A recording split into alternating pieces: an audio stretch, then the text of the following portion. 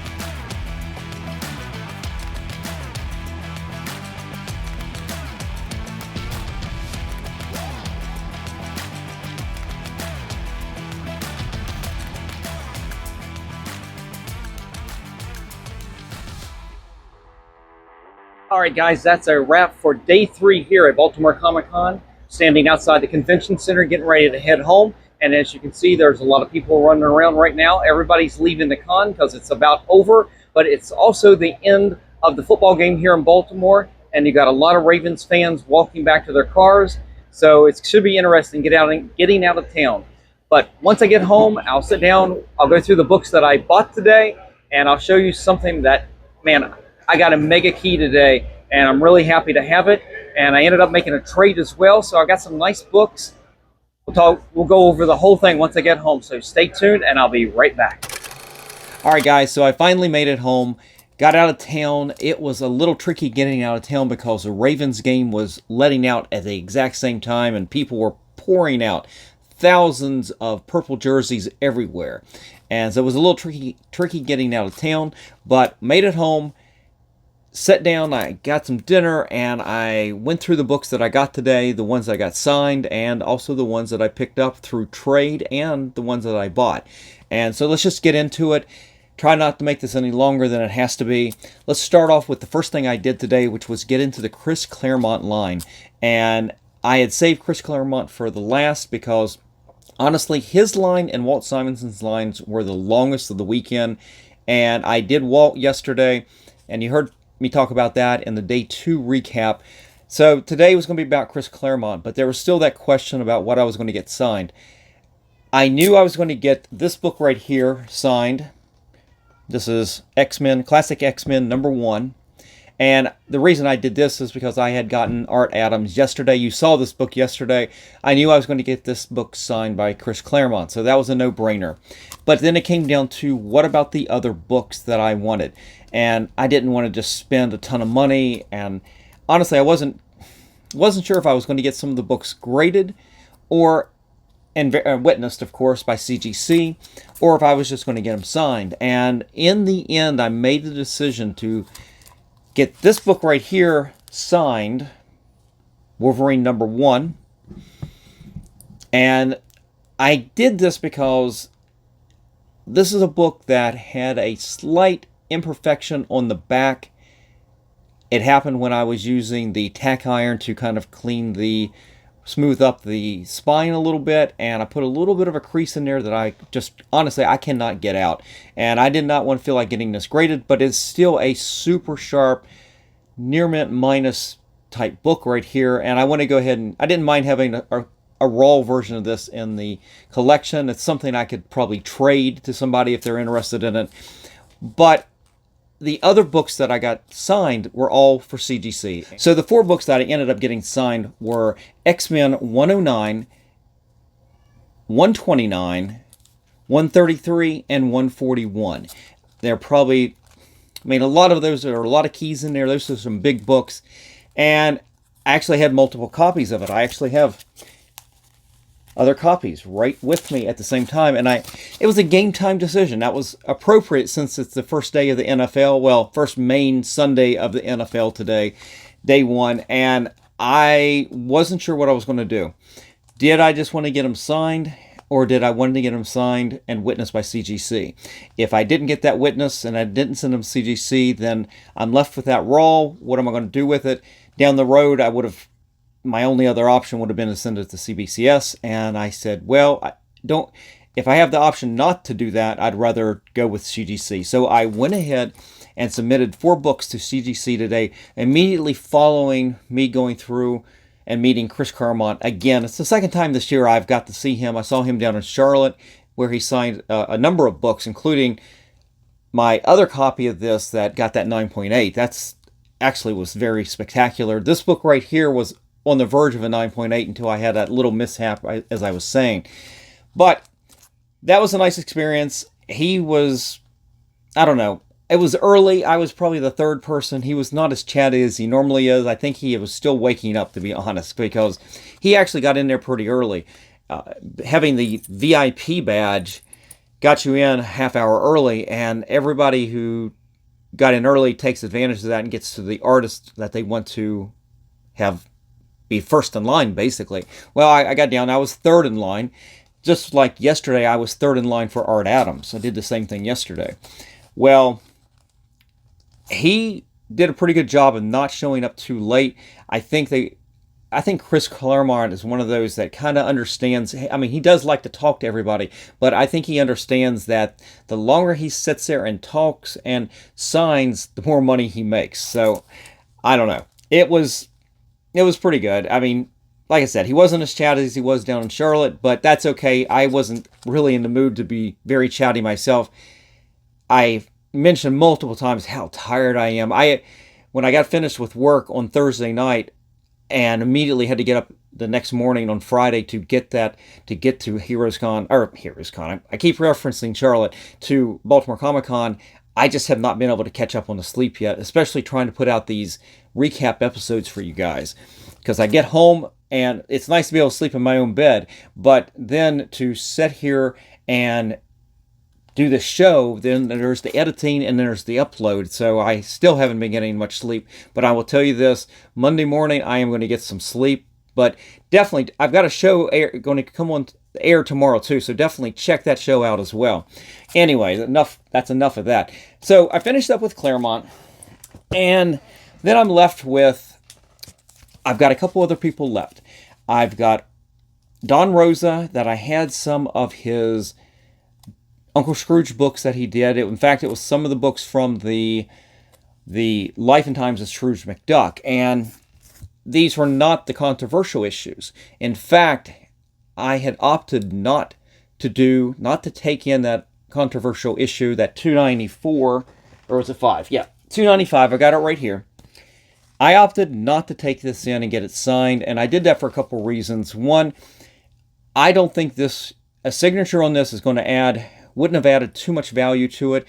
This being that controversial, it's the banned book from DC. I'm not sure if there's another one. I don't know if the one right after this is banned as well, but this one's been banned and they will never reprint this full story ever again. So if you guys can get a collected version copy of Scrooge McDuck, Life and Times of Scrooge McDuck, I would go ahead and do that. I wish I had got that. I would have had Don Rose sign that for sure. But the other reason I didn't get this issue and there was 2 more right around this, the last 3 issues in this whole storyline.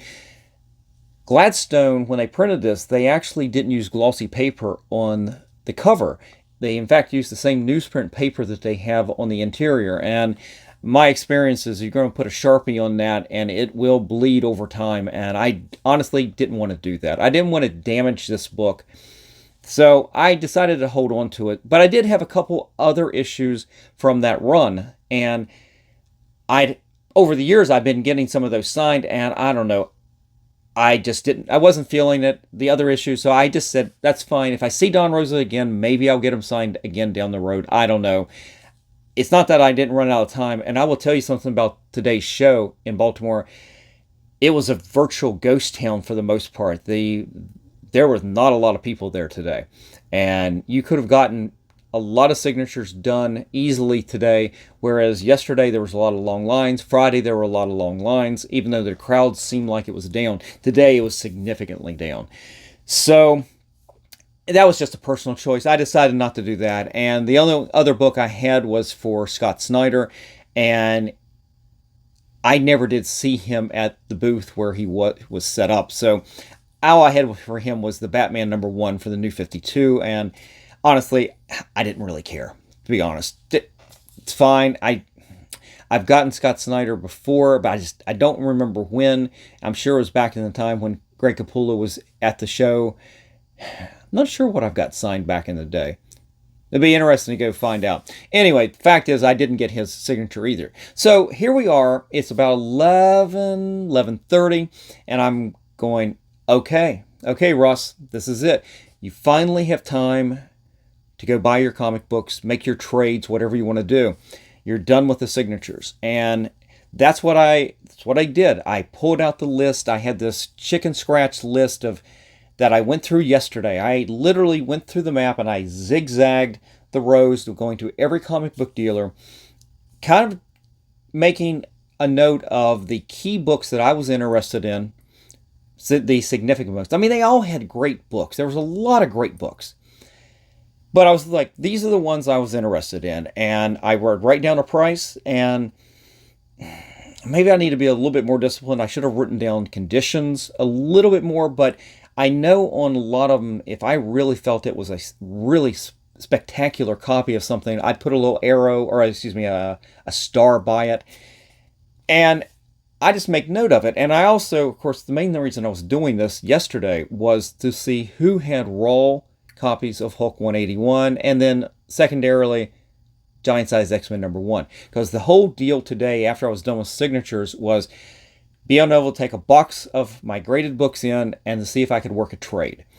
And maybe a little cash and see what deal I could do. I was so close down in Charlotte to getting that Hulk 181, but I didn't get over the hump there. I did make a great trade. I felt like it was a good trade. I mean, it was a very even trade.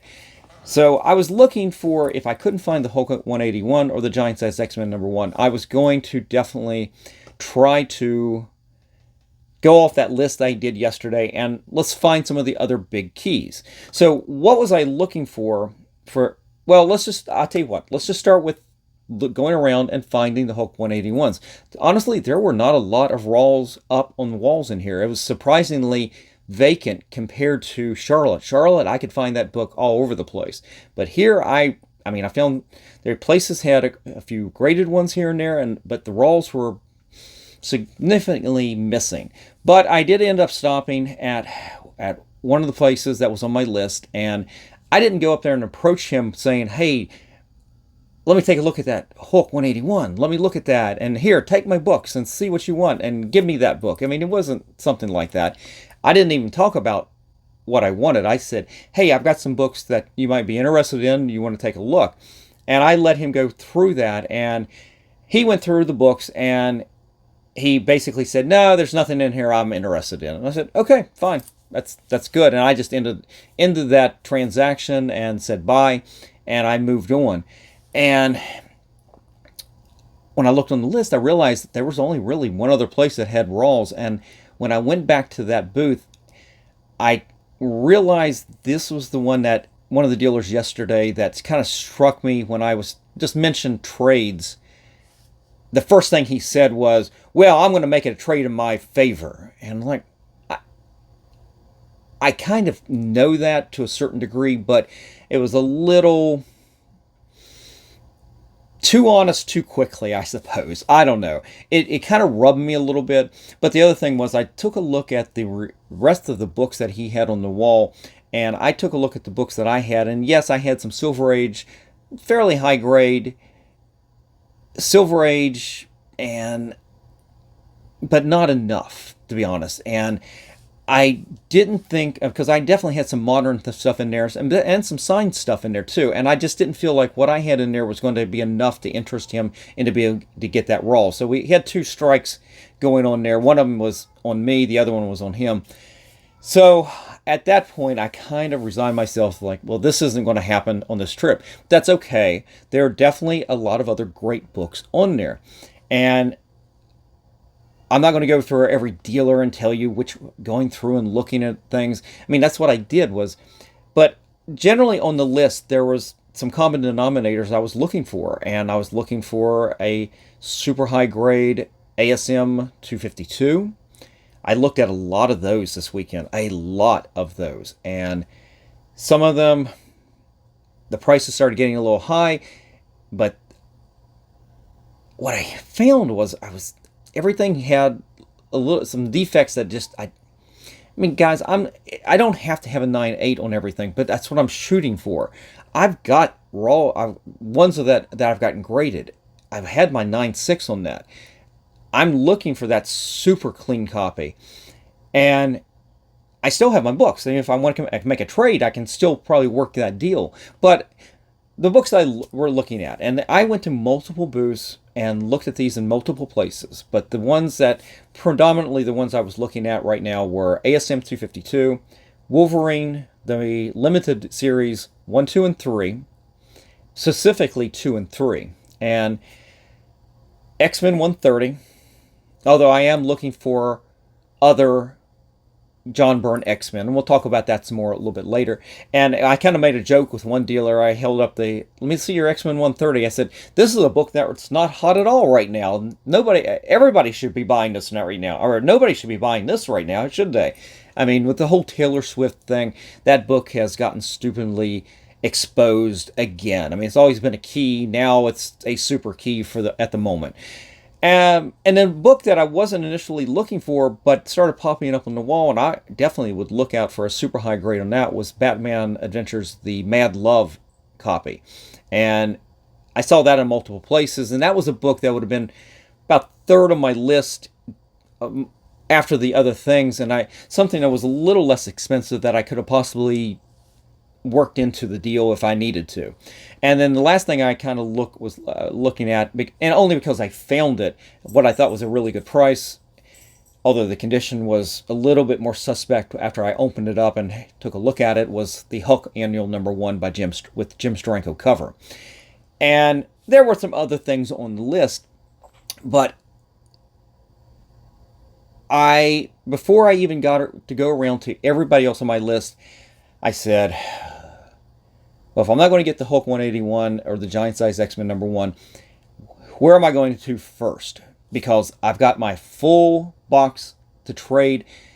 So I ended up going to a dealer I've dealt with before. I dealt with him down in Charlotte before, Dave Burns, and he has some really nice books. In fact, I looked at the books I had that I marked off from him that I really liked, had stars, for all three of the books that I had on there.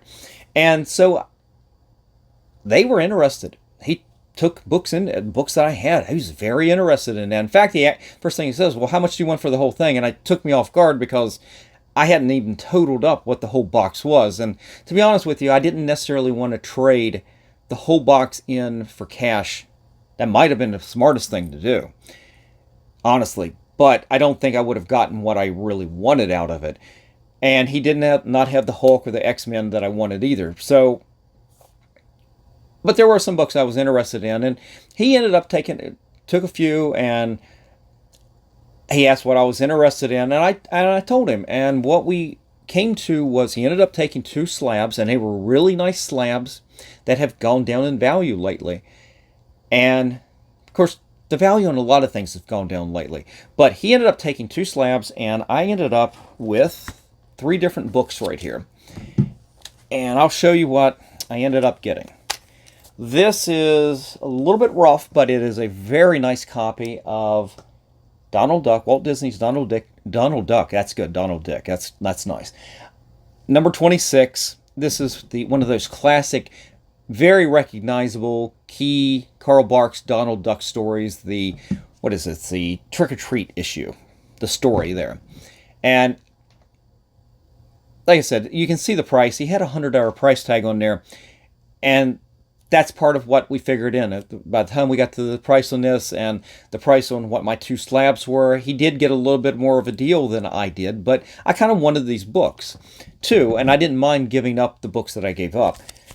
This I picked up. This is X-Men 112, and the only reason I did this, it's on the Outlook again, because I ended up selling both of the spectacular copies that I had. I sold the 9.6, and then I turned around and sold my 9.8 I had on this, and like, well, crap, what am I doing? That was my main project. You guys know that 2023 goals list is to get my 9.6s or 9.8s on these right here, and I have a tendency to want to pay bills, is what it is. And honestly, if I'd had a 9.6 on this, it would have went into the PC, and I would have been very happy. But I got that 9.8, and I see what it's going for, and I'm going, well, maybe I can always pick up another one. It's not like it's a rare comic or anything. It's getting a little bit older, but it's not that rare.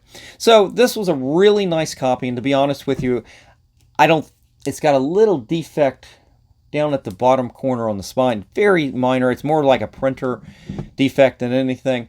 But this book has a lot of potential, and that's one of the things I talked about was the potential in the books that I picked up here. I think is going to more than make up for me having the lesser hand in this deal. But the other book I picked up was this right here. It was a just a spanking copy of Teen Titans #2, the first appearance of Deathstroke. And I don't know, I have a weakness for this one in 44, issue 44, that if I find a really, really good copy that I find at what I think is a respectable price, I probably will pick it up. And so those are the 3 books that I ended up picking up. What I traded, you guys are asking, what did you trade? Well, I traded a 9.6 Marvel Superheroes Secret Wars #8 direct version, and I did trade my 9.8 Ultimate Fallout #2 second print. And you guys probably will go, wow, I can't believe you made that trade. But to be quite honest, the price difference between what these right here raw added up to versus what those 2 added up to right now, current fair market value, wasn't that much of a difference. So I was happy with it. I mean, I'm not thrilled with it, but I was happy with it. And as I said, the potential on this one especially has me excited that I will more than make up for this deal, because I've got, and literally over my shoulder, you can see it, it's sitting right there, I've got a 9.6 of this, and I'm very happy with that copy. This one's definitely one that I will clean and press and send it back in, and hopefully if we get that 9.8, I mean, that's a book I will sell. That's a book I will trade at some point. Or maybe I'll just sell the 9.6. I don't know. But my point is, I'm very confident in this book coming back at a super high grade, and I think I'll more than make up for that. Now, at that point, I'm like, okay, cool. I've got some books now. I'd only bought 1 book all weekend. Still haven't bought any books, but I've got 3 really good books here. Let's start going down the rest of the list. Let's go back to the list. So all those books I was telling you about before, the Spider-Man 252, Wolverines, the X-Men 130s, Mad Love, I went back and I went to all the other dealers now. And I wasn't in the mood to make a trade at this point. Those books are a lot less expensive, well, except for 252, but honestly, the price was close enough where I wouldn't mind just paying cash for that. And I went around, and for the next, I mean, at this point, it's a little afternoon. It's not even 1 o'clock yet. I've got 4 to 5 hours of walking around this room, and I'm going back and forth, and I'm looking, especially with 252, and I cannot find the copy that I was really wanting. And I ended up going to the one dealer where I actually put a little star by it, and I'm looking at the price, and I know this dealer because I bought from him before, and I know that he'll knock a little bit off, but it isn't just high, it was a little bit higher than high with him. And I could have got him back down to the high level, which is too high. And with the defect that I saw, again, I was looking for a 9.8 candidate. I'll be quite honest. I mean, guys, I seem to be getting busted on for wanting 9.8s. I mean, am I crazy? What's wrong with 9.8s? I mean, if I just wanted some of these for the PC, then it wouldn't even matter what grade I'm getting. But there's a lot of money involved in this, and it's crucial that you go and try to get the biggest investment you can, whether you're keeping it for yourself or not. So I'm not going to put that kind of money out if I'm not going to get the kind of book that I really want. So I'm passing, I'm walking around, and honestly, it got close to 4 o'clock, and I'm going, I don't know if I'm actually going to end up with anything else at this point. I mean, if I'm going to buy 1 book and I'm going to get these 3 in trade, it's kind of crazy. Well, there was another book that popped up and from a dealer, and it was a Betty and Me number, I believe it's the 16. It's the one where Archie's carrying Betty in the bikini, and it's become quite a hot issue. And I saw it a couple places this weekend, but I couldn't find one of them. Again, when I didn't write it down, my mistake, but I went back to the place where I'd found it before, and I'm going, they had some other really good books too, and I said, you know what, let's try bringing the box back out and see if we can work a trade, because that was not a cheap book at all. And we got to the point where he pulled 2 of the biggest books I had out of there. In fact, the difference between the 2 books that he pulled out and the book that I was looking at, I mean, we're talking probably, I mean, the books I had added up to close to probably $3,000, and the book that Betty and Me I was looking at was a $400 book, and I'm going, and I honestly when he was looking at my books, they gave me the Betty and Me to look at it again, and even before he had even come back to me at that point, I was looking at the book a little closer than I had before, and I'm realizing, don't buy this book. It's a little rougher than you remember. The first time you saw it, it would look really good, but under closer inspection, don't get this book. And when I kind of said, well, it's like, I would rather, honestly, I'd rather use these books. Those are two of my really big, more expensive books. I said, I'd rather trade that for a Hulk 181. And he's like, well, I don't have any raws on that. And then I said, well, the other thing is the Giant Size X-Men #1. And he kind of hesitated for a second, and he says, hold on. And he went and he dug out a copy that he had gotten earlier over the last 3 days in a collection. And he took a look at it, and we pulled it out, and he looked at it and the condition, and we talked about it. It's going to definitely need a press. It's got pressable defects. And he's looking at that, and he knows enough to know that this is, when it gets pressed out, he's thinking it's going to end up being about an 8.0 with the potential of an 8.5. And man, we're talking a $6,000, $6,500 comic book, he was saying. And so he's looking at wanting about $4,000 for that raw. And I'm going, okay. I didn't even say anything, but it's like, we're not even close at this point. But for a while, there was a potential right there of being able, what I needed him to do was take a few more of my books. But the problem was he was only interested in 2 of them, and that was only going to get me to about probably around $2,800. And that was if he completely accepted the price on my books, which I can guarantee the way he was talking, he wasn't. He was definitely going to say, well, I need to get some margin on those books too. We didn't get to that point. But the problem was, I basically said, look, I'll put in $500 in cash and with trade for the books. And I would have added more books to that pile and gotten there. But in the end, we ended up not making the deal. I think we were both comfortable not doing that. I'm fine with that. I kept my bigger books, and I'll use that later on for a trade. But I was this close to getting that X-Men Giant Size back in my collection. It's a big regret from a couple years ago, but again, what did I say earlier? Sometimes you got to pay bills. So I left with that, and now we really are around that 4 o'clock. It was 3:30 to 4 o'clock time. We've got an hour left in the show. I made one more round, and I literally started from the very beginning. And I ended up going back. In fact, it was the second dealer I'd been to, and he had sold one of the books. I was looking at Spider-Man 238 from him, but it looked like he had sold that. And I came into his booth. He said, hey, come in. You're looking at something. And I said, sure. And I'll come in, and I'm looking at some X-Men books. And he says, well, what are you looking for? And because the condition on the ones on the wall weren't really as good as I wanted. There's John Byrne X-Men I'm talking about. And he said, hold on. And he went over and he pulls out a big giant box.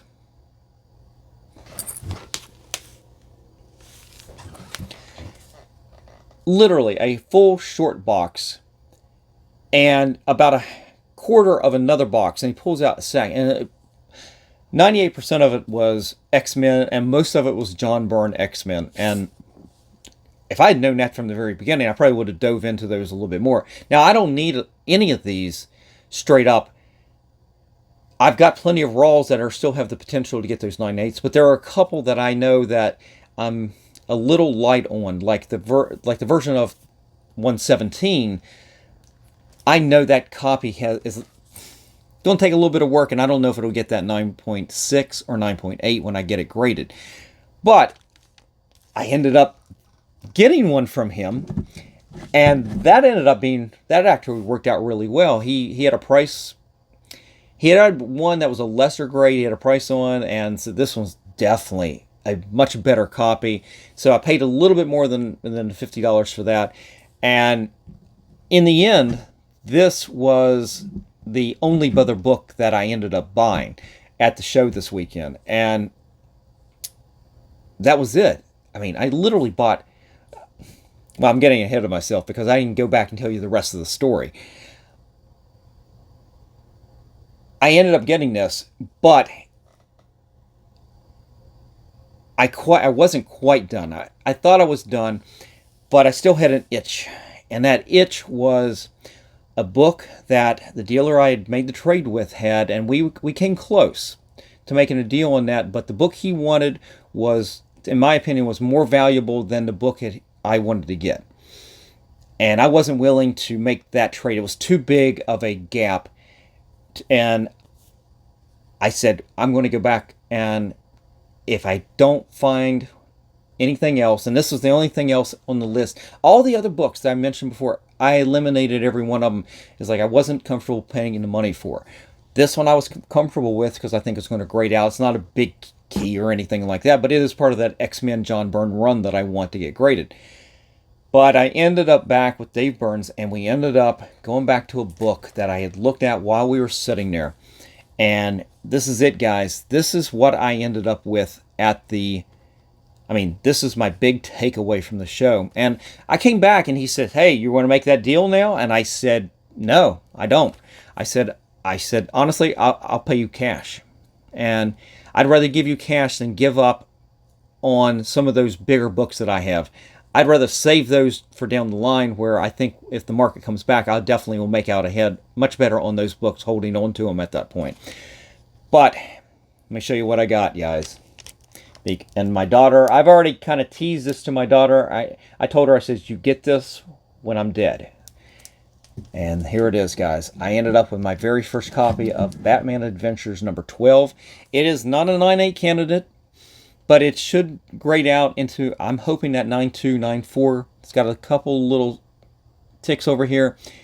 But for the price I ended up paying for it, and I'm not going to get into the prices with him because I respect Dave too much. I don't want to get into the prices that he gave me on this, because he came back at me with a price, what he had on this, and what he wanted, what he'd give it for, and I said, I'd give you this. I got cash right now, I'd give it to you right now. And he kind of hemmed a little bit and talked with his partner, and they okayed the deal, and I walked away with this right here. So I'm super stoked to walk away with a major grail, really now. This is a modern grail, and couldn't be happier with this right now. This made the weekend getting this book right here. So yeah, so that was kind of the story of the con. And you know, as I'm sitting here, I'm realizing that we talked about getting the signatures. I'm going to actually put this down for a sec. We were talking about the signatures this morning, and I realized that I forgot to show you who the other signatures I ended up getting. I got a couple of books from Adam Hughes, and I ended up with the Elektra Black, White, and Blood. This is issue number 2, his cover there, and let's see. Ended up signing it in gold, which I think really is awful. That wasn't good. But he did the gold first on this Black Widow issue of number 11. It's not a key, but I mean, I love that cover. That's a beautiful Adam Hughes. That's probably my favorite Adam Hughes Black Widow cover, and he did some great covers for that. So, sorry to sidetrack. I should have already showed you this much earlier in the video. But the fact is, getting this is the creme de la creme. I can't wait to get this into the press and get this graded and get this into the PC, because that's a jewel. My daughter is a huge Harley Quinn fan. In fact, I got the dollar facsimile reprint version of this graded for her, and I got a graded 9.8 that I gave to her for either Christmas or birthday last year. It's like, no, you don't get the original, but she'll get this someday. Of course, if I get this graded, who knows, I may just sell it and eventually try to find a better version. I mean, I know it's not going to be a 9.8, but you certainly want to get a 9.8. Obviously, you try to work up. So whatever this is, I probably will try to get a better copy, and whatever, she'll end up with one of these at some point. So in the end, pretty good con. It was not crowded on day 3. Overall, I had a pretty good time. But in my opinion, something was off on this show, and I don't know if it was me. It could be, again, how tired I am. I haven't had any rest since I got off of work on Thursday. Technically, it was Friday morning at 3 a.m. when I got home. And I've been on the go with about 3 to 5 hours of sleep the last 3 nights. So, yeah, I'm dragging, guys. Crowd, it wasn't as crowded as it was before. Maybe it was because there wasn't the big mega superstar that was here with all the really good artists and creators. I mean, basically, you just didn't have the big mega star. You had a really good lineup, but I don't know. I think it's just me personally, and I can't quite put my finger on it. But I still had a really good time, and if you guys have never been to this Baltimore Comic Con, I definitely come on down, enjoy the Inner Harbor, just be safe when you go out and walking around. You always have to be careful, but Baltimore used to be you couldn't walk 2 blocks past the Inner Harbor and feel safe, and you could always feel safe in Inner Harbor. But now you kind of got to watch yourself even down there. They've got gangs of youth that come out, and they'll definitely attack people just for the hell of it. So always just be careful when you come to Baltimore. But Baltimore's a really great place. You've got some great restaurants. You've got some great attractions down there at the Inner Harbor. So definitely come down and get some crab cakes, guys. Following up with what happened on day 3, I realized that yesterday. Let's see here. Yesterday, I forgot a couple of things. Let me just show you these real quick so we can wrap all this up. The Jeff Johns signing that I went to yesterday with the VIP package that you bought when you bought a ticket package with him, you actually got a print as well. And so this is the Baltimore Comic Con print. And you can see he's signed them down there at the bottom. So that was pretty cool. Here, and then when you got the VIP package, you also got another print, and this is this Captain America print. This is by Ron Garney, and I had gotten Ron Garney yesterday in day 2. I just forgot to show this to you. Not quite the fan of this. I don't know. I think it's the coloring on this that kind of lacks a little bit, but it's still pretty good. And then the last thing, I've showed this to you on day 1. I got these signed at the end of day 1 by, I'm going to mispronounce it, John Bogdanov? How do you say his name? I have no idea. But these were, remember these, I showed this to you the other day, right guys? It was Louise Simonson had written these. These are the Power Pack pages, right? Let me show you. You know, we got that there. That one. That one right there. And then the one that I just absolutely love, and the one that I'm going to give a scan to John when I get a chance after I get a little bit of rest. I realized that, wait a minute, who did the inking on this? And it was Bob.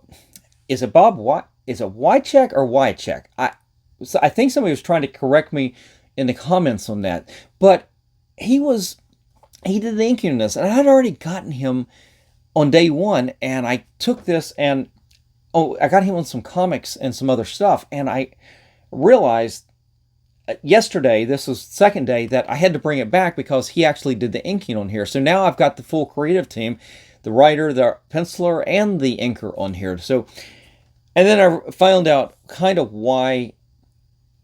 I don't know if I mentioned it yesterday, but he was having trouble signing, and his handler was actually, he would actually take his hand and place it where he needed to sign. And I couldn't tell exactly what was going on there. And I thought he might have had some sort of issue with the motor skills. But then when I saw him reach into his pocket to get a pen, it seemed perfectly natural. And then when I realized what I kind of heard yesterday, what it was that he's having some eyesight problems and he cannot hardly see at all. So he basically is the handler's putting in where he needs to sign, and he did a pretty good job on 2 of these. I mean, I'll show it to you. It's pretty small. It is right down there in the middle between John and Louise. It's right there. It's really small. But then the one, I should have just had him sign it again, to be honest with you. He literally signed it right here in the artwork, and they ended up not charging me for that one. It was so bad. And I'm like, honestly, if I had thought about it at the time, I would have probably had them redo that. But it is what it is, and I hope definitely it's something that he can get better from, because that's pretty concerning. You don't want to have failing eyesight, and I hope it's something that can be arrested. I don't know what if it is. It's something that maybe it's permanent. I don't know. So definitely will keep him in my thoughts going forward on that. But that's it for Comic-Con, Baltimore Comic-Con this year. I had a great time. You guys come next year. They've already announced the dates. I don't have them in front of me, or I'd tell you that. But pretty successful. I got this right here. Pretty unsuccessful. I didn't get my Hulk 181 or my Giant Size X-Men. But I still felt like I picked up some really good books, and definitely got some potential on a couple of these here. So overall, I had a good time. I hope you guys have enjoyed these videos the last couple days and gotten something out of them. I got to meet some more people that follow me on the channel, so that's always cool. Thank you guys for stopping me and talking and everything. And if you liked today's video, definitely hit that like button, slap the subscribe, and click on the notification bell so you don't miss out on these episodes when I do these pop-up episodes. Usually it's just during Comic-Con, so I can do daily recaps, but I do have a regular show on Mondays and Fridays at 10 a.m., so you'll definitely be alerted when those shows come out as well. But that's it, guys. Let me know what you think about everything by leaving me a comment in the comment section, and I'll definitely read and reply to everything. So that's it, guys. I'm going to get out of here. You guys take care. I will see you for the next episode, which will actually, it'll be tomorrow morning, because I want to have a regular scheduled show on Monday morning at 10 a.m. So right now I don't know what show it's going to be, but it'll definitely be a, guess what? It'll be a show on comic books. So all right, guys, take care. I'm out of here, and remember, every comic has a story.